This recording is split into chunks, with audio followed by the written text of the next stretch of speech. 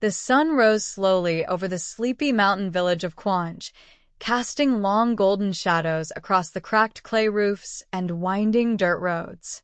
The village was hidden deep within the lush highlands of Central Africa, far from modern cities and untouched by the hurried noise of the world beyond. Life here was simple, but not easy. Water was carried from a river 2 hills away, and the crops rose and fell with the moods of the rain. Yet even in this hardship, the villagers learned to share what little they had. All except for one. Her name was Edna Mbeel. To the villagers, Edna was a ghost wrapped in fine cloth.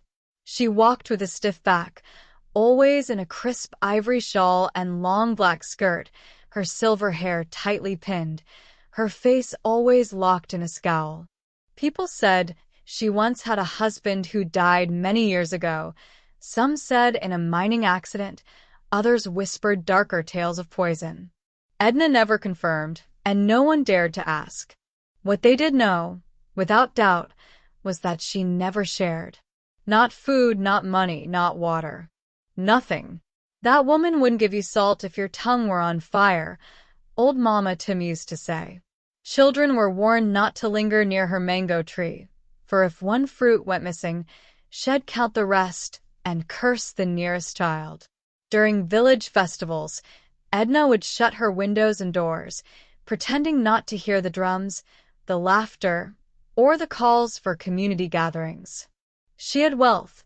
Her late husband had left her land, a locked iron chest no one had ever seen inside, and a small gold mine upstream that she leased to outsiders.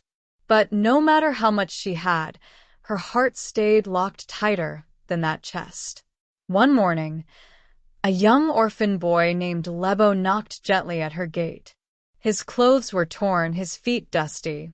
He held out a small basket and stammered, "Please, Mama Edna, Mama Tum said you might have some rice to spare.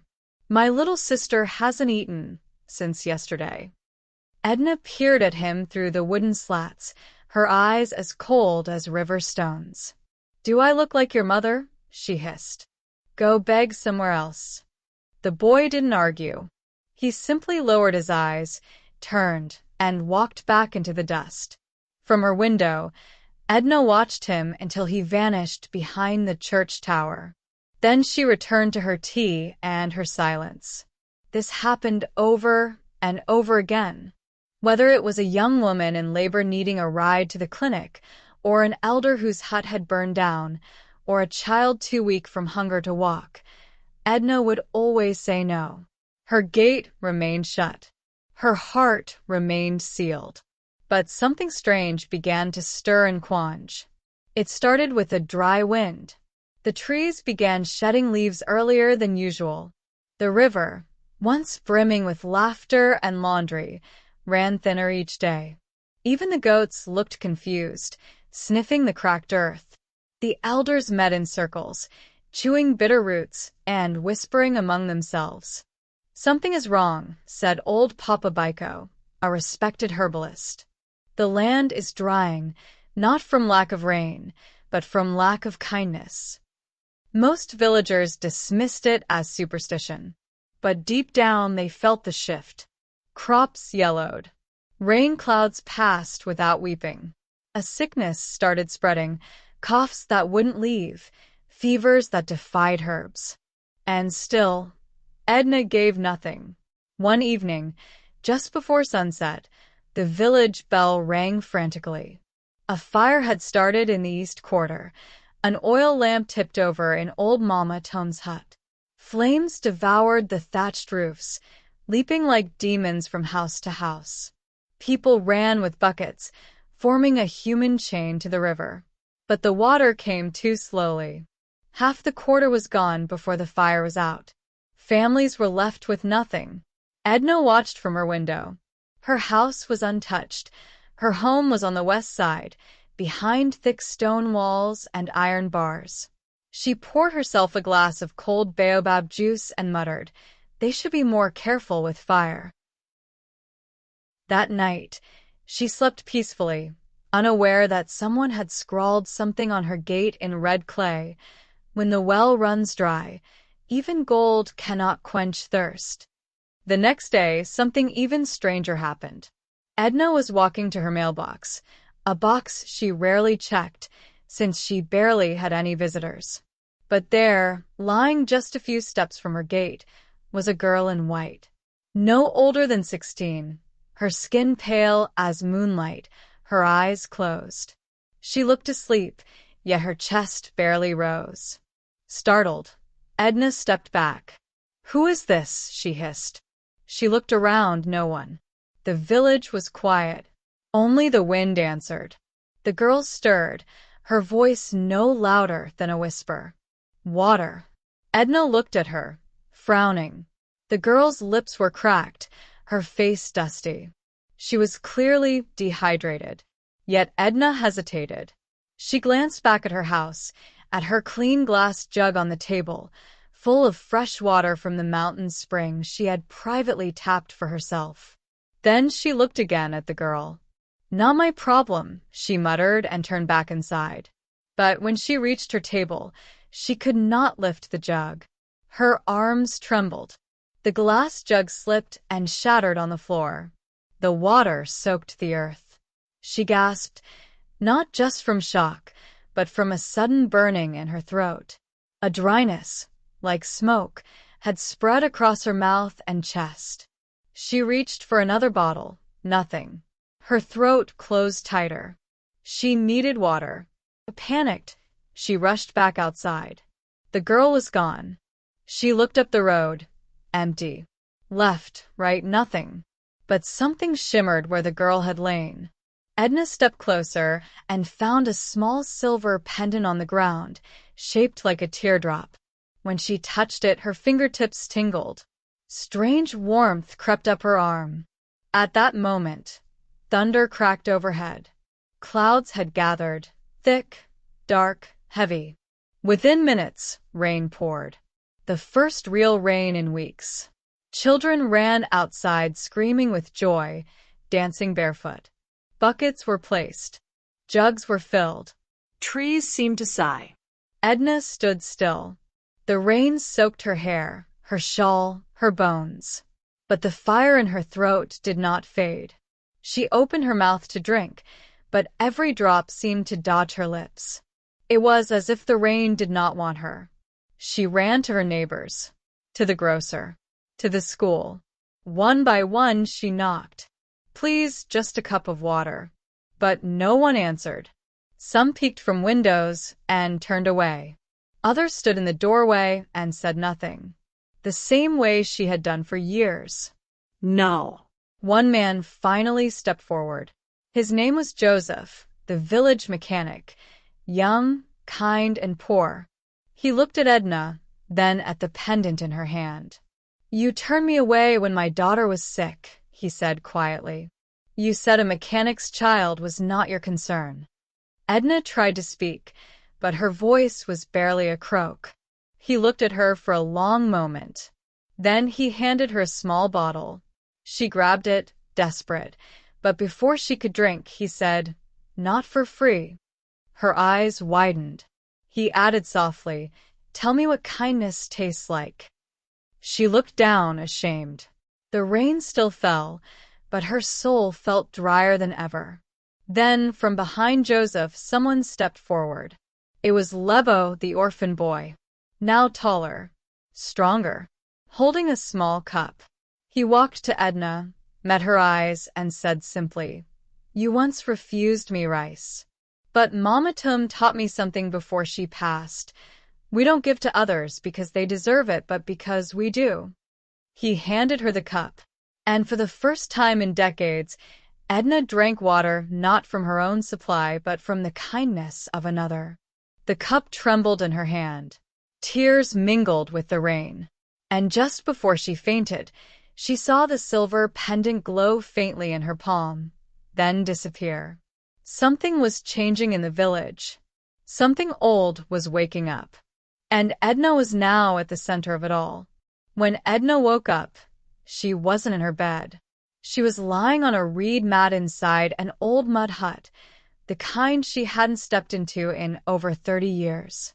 The air smelled of burnt herbs and wood smoke.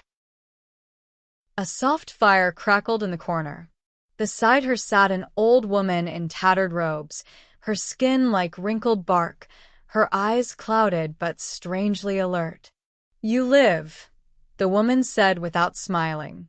Edna tried to sit up, but a wave of weakness pushed her back down.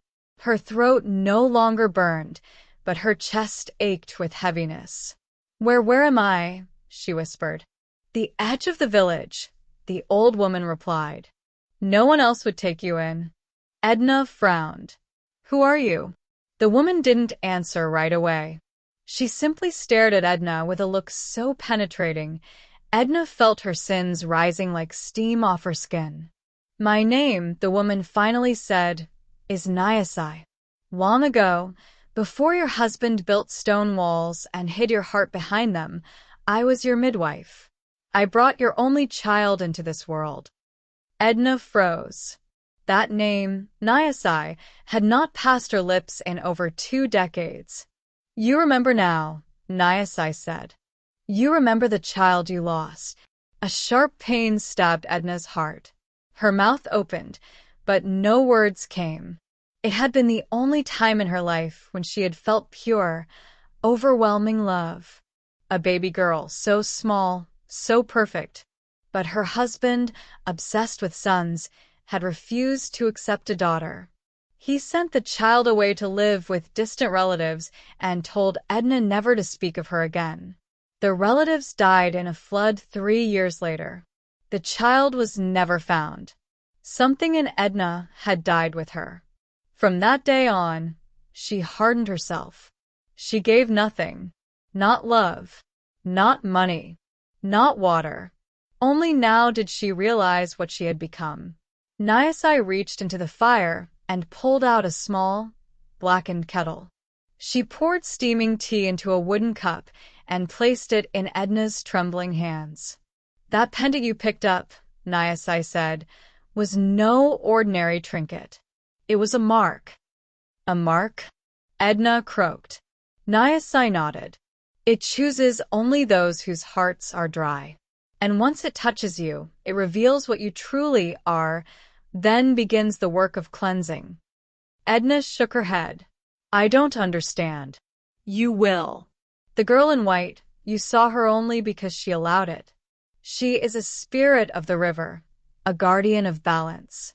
She comes when the heart of a village is in danger. And she chose you." Edna's voice trembled.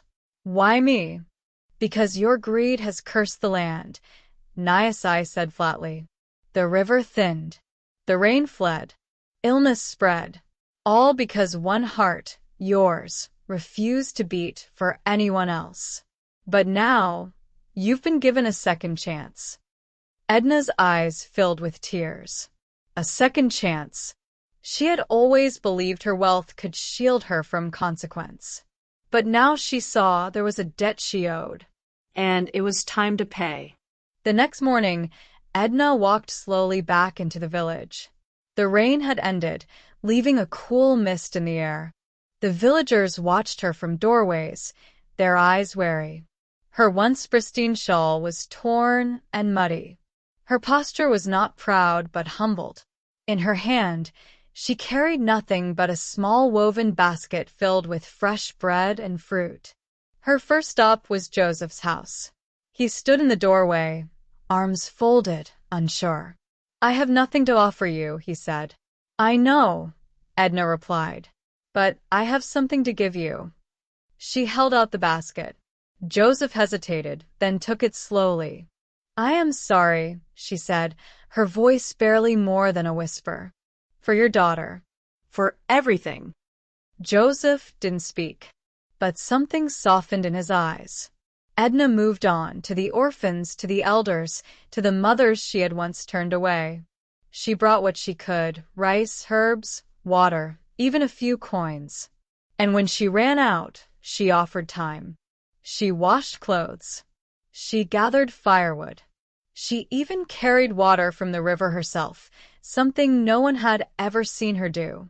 At first, the villagers thought it was a trick. But days passed. then weeks. And still she gave. Something in the village began to shift. The river flowed stronger. The coughs subsided. The earth softened. Rain came gently, regularly. Goats gave milk again. The trees grew mangoes so sweet. Children danced around them with sticky fingers and wide smiles. Then one night, just before the full moon, Edna heard a knock. She opened her door and saw the girl in white, the same one who had collapsed by her gate weeks earlier. But now, the girl was standing tall, her eyes clear, her smile serene. "You've learned," the girl said softly. Edna fell to her knees. "Was it you who cursed me?" The girl shook her head gently. "Not cursed. Chosen." Edna wept. The girl stepped forward and placed a warm hand on Edna's shoulder. "There is one more thing you must know," she said. "Your child did not die." Edna looked up, shocked. The girl smiled faintly. She was saved, raised by a woman with a heart like the sun. She now lives in the city, teaching poor children, feeding the hungry. But her heart still aches for a mother's face she cannot remember. "Where is she?" Edna cried. "Please tell me where." The girl leaned down and whispered a name. Zuri. Edna's breath caught. That name, she had chosen it the night her daughter was born, but her husband had forbidden it. The girl continued, "She will return to this village, but not for gold, not for answers. She will come seeking truth. You must be ready to give it." Then the girl touched Edna's chest and vanished like mist in sunlight. 3 months passed. Edna was no longer feared. She was no saint, but she was present. She listened. She gave. And she learned the names of the children she once ignored. Then one afternoon, as the sun turned the hills to honey, a motorbike rolled into the village. A young woman stepped off, dressed in clean but simple clothes, carrying a canvas bag full of books and supplies. She walked through the village slowly, looking at the faces, the trees, the homes. Then her eyes met Edna's. And stopped. The village held its breath. Zuri stepped forward. Edna's lips trembled. "Is it you?" Zuri tilted her head. "Do I know you?" Tears fell freely from Edna's eyes. "You did. Long ago." Zuri's face changed. Her hand reached into her bag and pulled out a pendant, a silver teardrop. Edna gasped. Zuri whispered, "A stranger gave this to me when I was 8. She said, 'One day, it will lead you home.'" Edna fell to her knees, sobbing. Zuri knelt too, and as mother and daughter embraced, the entire village stood still. Then someone began to clap, and another, and soon, laughter and tears and music filled the air. The village had been broken once, but through the act of one heart learning to give again, it had been made whole. And so had Edna. 3 months after Zuri returned to the village, life began to resemble something close to healing. Children no longer ran from Edna. They ran to her. She taught them old songs her grandmother had sung. She showed them how to grow cassava in dry soil. She even laughed, something she hadn't done sincerely in decades. Zuri, too, had found her place. She didn't speak much about her childhood, only that she had grown up far away, raised by a kind woman who never spoke ill of anyone and who had died when Zuri turned 16. The pendant was all she had left of that mysterious chapter. But even as peace blossomed, something lingered. Sometimes, late at night, Edna would wake with cold sweat and the scent of river water thick in the air. The wind would carry whispers, soft, urgent, sorrowful. Then one night, the girl in white appeared again. This time she didn't knock. She was already in the room, standing by the window. "You have done much," she said, "but your final debt has not yet been paid." Edna sat up slowly, heart pounding. "What more must I do?" The girl's voice was firm but gentle. You must confront what you allowed to die, not only in others but in yourself. A gust of cold air blew in. The pendant on Zuri's neck shimmered faintly in the dark. Edna's eyes widened. Is she not my daughter? She is, the girl nodded. But you only know half the truth. The next morning, Edna rose before dawn and walked to Nyasai's hut. The old midwife sat by the fire, grinding herbs as if she had been expecting her. You're ready, Nyasai said without looking up. For what? Edna asked, voice shaking. Nyasai handed her a small clay bowl. Inside was water from the sacred part of the river, mixed with a rare root known only to river spirits. Drink, and you will see. Edna drank. The world tilted. Darkness, light, Screams, laughter, and then memory. She was young again, in the hut, crying, holding a newborn in her arms. A baby girl. Her husband burst in. Where is the boy? He growled. She's a girl, Edna whispered. His face twisted. Then she is nothing. He grabbed the baby, but Nyasai stopped him. I will take her, the midwife said. I will give her to people who will love her. He hesitated, then sneered. Do it. But she will never bear my name. Edna turned away. She couldn't watch. She let it happen. She told herself it was to save the child, but deep down, she knew she had given up too easily. And so began the slow death of her spirit. Back in the present, Edna awoke gasping. Nyasai sat quietly beside her. I didn't fight for her, Edna wept. I didn't even say goodbye. You were afraid, Nyasai said. But now you can choose differently. That evening, Edna took Zuri to the river. They sat in silence, watching the water. Then Edna reached into her pocket and pulled out something wrapped in red cloth, a letter. Yellowed with age.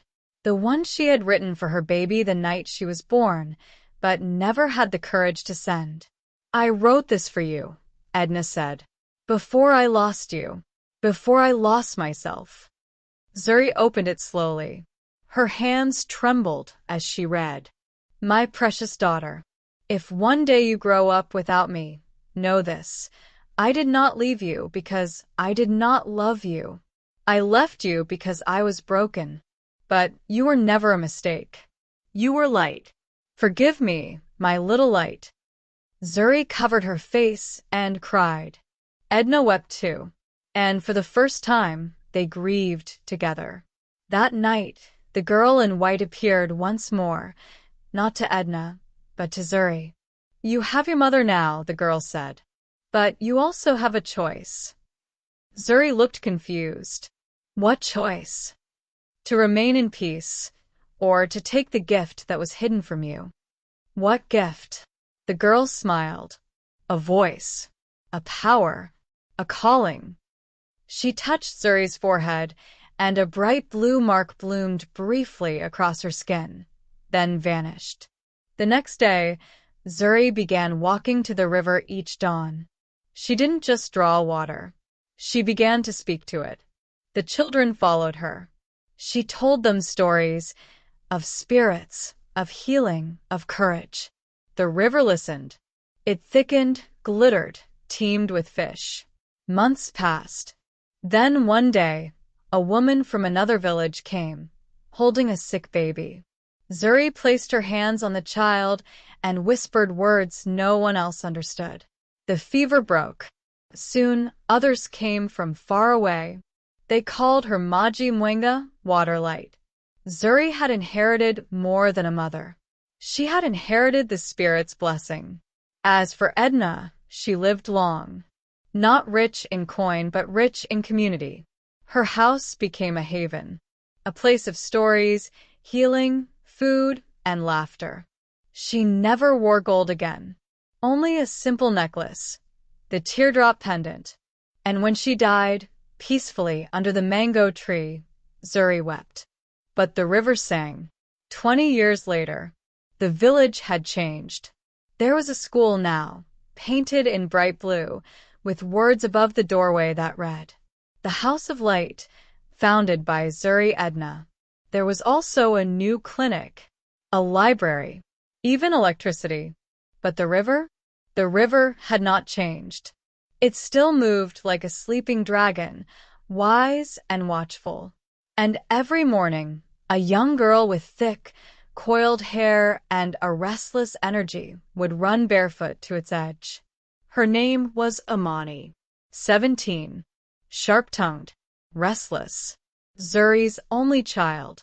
Zuri had grown into a woman of quiet power, still healing, still guiding, still speaking with spirits, though less frequently now. But something had begun to unsettle her. Amani had started seeing the girl in white. At first, Zuri thought it was imagination, until the girl began whispering secrets that Amani should never have known. One night, Amani stood at Zuri's doorway and said, "You lied to me." Zuri's heart sank. About what? Amani's eyes glowed faintly in the moonlight.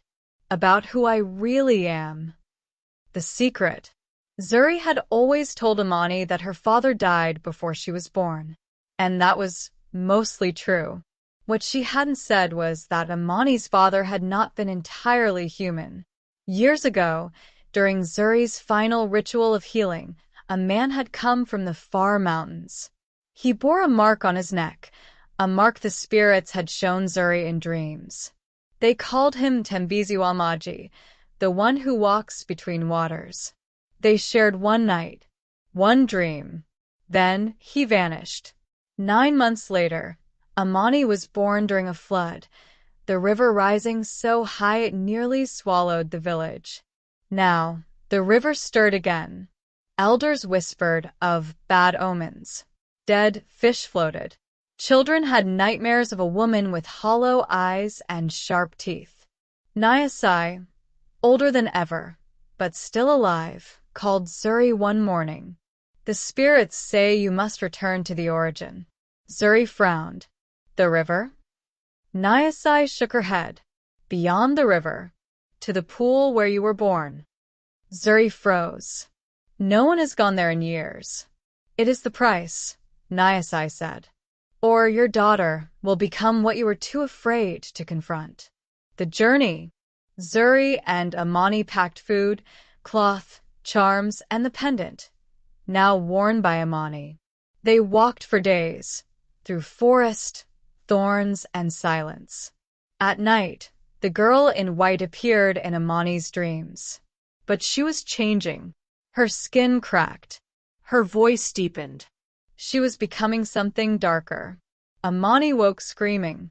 Zuri held her tight. "She is not your enemy. She is your mirror." Finally, they reached the pool of blood and light, a forbidden place once used for sacred birth rituals, now overgrown and forgotten. The air was heavy.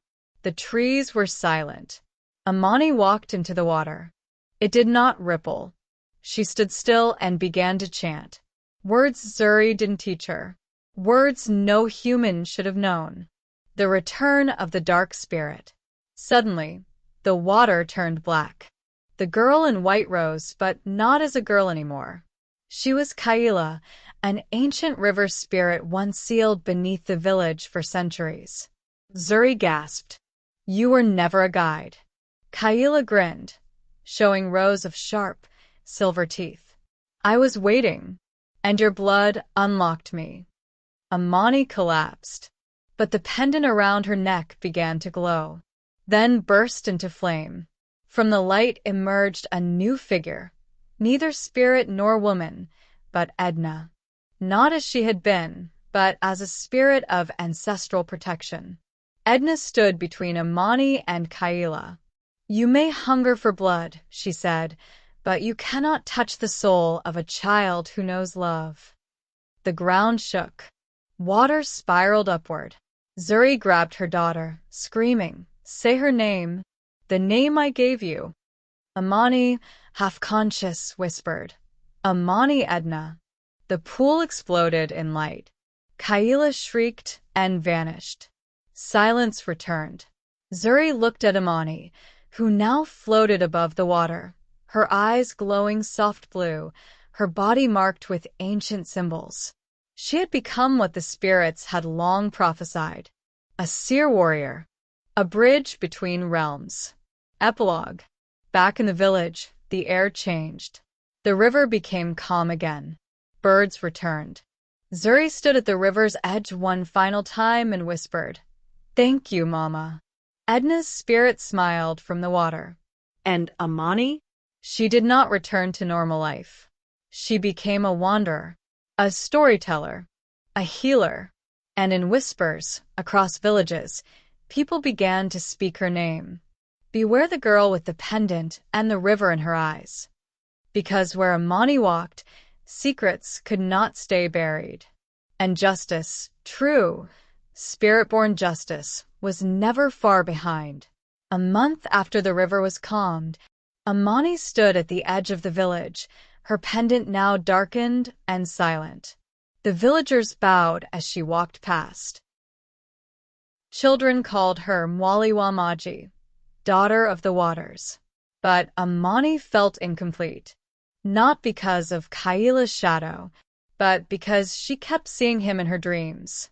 A tall man with burning eyes, skin like obsidian stone, a scar shaped like a crescent moon on his neck, and always standing in snow. The dream that became a map. One night, the wind howled louder than usual, and in her dream, the man finally spoke. Come. The mountain remembers, and it is bleeding. Amani awoke to find a red feather on her chest, one not from any bird known to the village. She took it to Nyasai, who had aged rapidly since the battle with Kaila. Nyasai stared at it, pale. This is from the Ndugunjano, the Yellow Brothers. They are guardians of the northern peaks. They only bleed when an ancient pact is broken. Amani asked quietly, "Is he still alive? My father?" Nyasai looked away. "He's not just alive, child, he is awakening." The journey to the north. Amani left the next morning. Zuri tried to stop her. Some truths are better buried. But Amani only said, "If I am to fight what's coming, I must know what I come from." She walked for weeks, past deserts, through snow-covered valleys, and into the highlands where the air cut like glass. There, at the peak of Mt. Nyanuka, she found an ancient temple, half buried in ice. And waiting at its gate was a man whose eyes she had only seen in dreams. Father and daughter. He called himself Oren Bali, the distant storm. He had aged, but only slightly. Time, it seemed, bent around him. "You carry my fire," he said, "and your mother's softness." A dangerous mix. Amani wanted to hate him, but she could feel something ancient stir in her chest, a language of blood speaking to itself. "Why did you leave?" she asked. Oren didn't flinch. "Because I was cursed. Because I am hunted. Because I am not a man as you know them." He pointed to the mountain's heart. And there, trapped beneath crystal ice, was a creature that looked like Oren, but twice his size, with black wings and glowing eyes. The curse of the forgotten gods. Oren explained that centuries ago, he and his twin brother, Kalro, were part of the Njia Zia Kale, the path of the ancients. Guardians who could walk between spirit and flesh. But Kalro grew greedy. He wanted to rule, not guide. He drank from the forbidden spring of a high Wamvua, the rain soul, and was cursed. His body turned monstrous. Oren sealed him under Mt. Nyanuka. "But the ice is melting," he said, "because you were born." Amani blinked. "Me?" Yes. "Your birth awakened a prophecy. You are the daughter of balance. And Kalro wants your blood to become whole again." Kalro awakens. That night, thunder cracked the sky. The mountain trembled, and the ice shattered. Kalro emerged, towering, laughing, bones cracking like thunder. His voice was both man and monster. "Ah, little niece, I've dreamt of your fire." Amani stepped forward, pendant in hand. But it did not glow. Calrose smiled cruelly. "Your mother's charm cannot protect you here. This is blood versus blood now. The fight beyond flesh." Orin and Calro clashed, light versus darkness. Mountains shattered. Valleys screamed. But Orin was weakening. He was still flesh. Calro was becoming pure storm. Amani knelt unsure, until she remembered Edna's final words. Justice lives in those who remember love. She held the pendant close, then pressed it to her chest. It melted into her skin. Symbols burned across her arms, her eyes turned silver, and she rose into the sky. "A new spirit is born," Amani shouted in a voice not entirely hers. "You fed on blood. I was raised on truth. You became power. I became purpose." She raised her hands, and from the wind, water, and sky, spirits of every ancestor who had ever resisted darkness appeared behind her. Zuri, Edna, the unborn, even Nyasai's youth. Calro screamed as light pierced him. But he did not die. He split. His monstrous form vanished, his human form left behind, weeping. Amani stood over him. Live. "Learn." Fade. And he did. The return. Amani descended the mount. Orin, weakened but proud, placed a hand on her shoulder. "You are more than my child," he said. "You are the bridge we once feared." She returned to the village, not as a girl, but as a legend. Final scene. Years later, a little girl by the river asks, "Mwali Amani, is it true you were born during a storm?" Amani smiles, eyes distant. "Yes, child. But the real storm came after." The girl tilts her head. "Are you still fighting monsters?" Amani chuckles softly. "No, sweet one. Now, I help them remember they were human."